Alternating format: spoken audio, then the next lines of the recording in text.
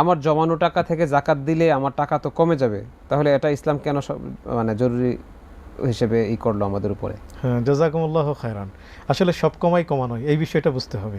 অনেক সময় জাকাত শব্দের অর্থই যেখানে বৃদ্ধি পাওয়া, বৃদ্ধি পাওয়া মানে বাহ্যিকভাবে দেখা যাচ্ছে আমার একটু কমে যাচ্ছে, কিন্তু আসলে এই কমাটাই কমা নয়। এটা আসলে বুঝবেন, যত বেশি ইসলামের টাচে আসবেন তখন এটা বুঝে আসবে যে আসলে বারাকা বলে একটা শব্দ আছে। বারাকাটা আসলে খুব মানে একজন ব্যক্তি, দেখুন মসজিদের ইমাম সবচেয়ে অবহেলিত এবং সবচেয়ে অবমূল্যায়িত, 10,000 টাকা স্যালারি, 5,000 গ্রামে তো আজকালকার জামানায় মুরিদের ইমামেরই সবচেয়ে বেশি মূল্যায়ন থাকার কথা ছিল ইসলামের দৃষ্টিতে, কিন্তু সবচেয়ে অবহেলিত। কিন্তু ওই ব্যক্তিটা ওই 10,000 টাকায় কিন্তু উনি চলছেন এবং খুব ভালোভাবেই চলছেন।